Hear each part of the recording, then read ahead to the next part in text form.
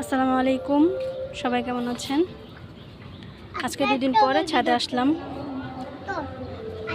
2 দিন আগে বৃষ্টি হয়েছিল, আজকে আবারও বৃষ্টি হয়েছে।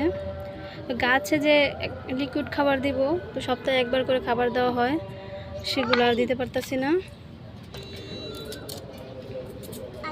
এই যে এইখানে আমি জৈব সার বানাইতেছি, তো কিছু সবজি কাটা ছিল, ওগুলো দিয়ে দিব। এদিকে পেঁয়াজের খোসা,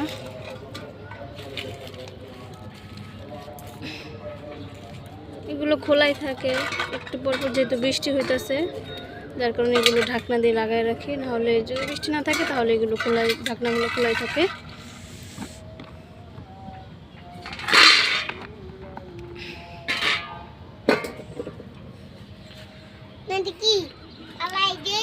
আজকে বৃষ্টির মধ্যে গাছের কোনো বিশেষ কোনো পরিচর্যা নাই।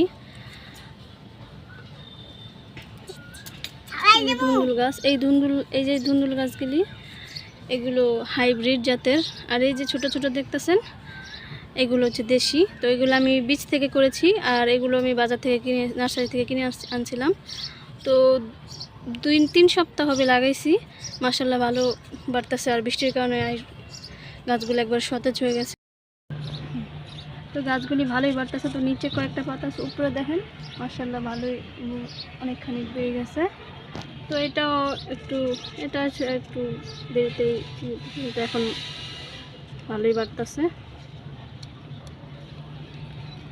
নিচে কয়েকটা পাতা আমি ছেটে দিতেছি, তাহলে উপরে একটু ভালো বাড়বে, নিচে একটু আলো বাতাস বেশি ভালো পাবে। আর এইদিকে আমি করলা গাছ লেগেছিলাম, এগুলো আমি বীজ থেকেই করেছিলাম। বাসায় যে আমরা করলা খেতে আনছিল, সেগুলো থেকে বীজ করেছিলাম। তো এই গাছগুলো মাশাআল্লাহ দিলে ভালোই বাড়তেছে।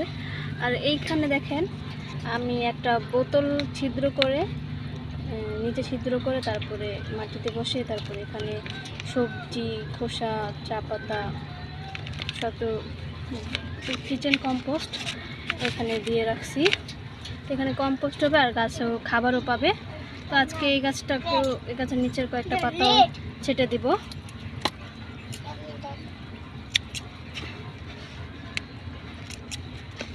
নিচের পাতাগুলো ছেটে দিলে আলো বাতাস ভালো পাবে।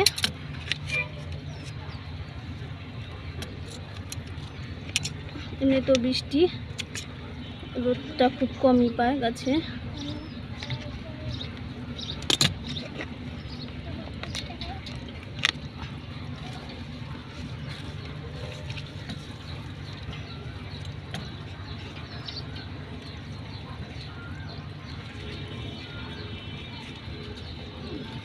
গাছের গোড়াটা পরিষ্কার হয়ে গেছে।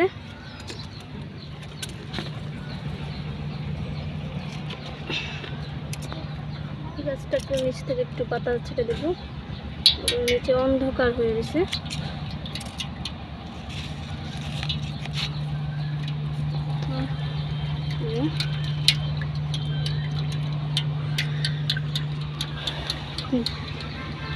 গাছ মোটামুটি বৃষ্টির মধ্যে তো সেরকম কোনো যত্ন নাই। আর এই যে আগাটা ভুলবশত আমার হাত ভেঙে গেছিল, তো এখান থেকে কুশি বের হচ্ছে। যদি আমার ভিডিওটা ভালো লাগে লাইক করবেন, আর আমার চ্যানেলটিকে সাবস্ক্রাইব করবেন। আপনারা যদি আমাকে সাপোর্ট করেন, আমি আরও দূর এগিয়ে যেতে পারবো। আপনাদের লাইক, সাবস্ক্রাইব, কমেন্ট আমাকে আরও উৎসাহিত করবে আরও ভালো ভালো ভিডিও আপনাদের দেওয়ার জন্য। সবাই ভালো থাকবেন। আল্লাহ হাফেজ।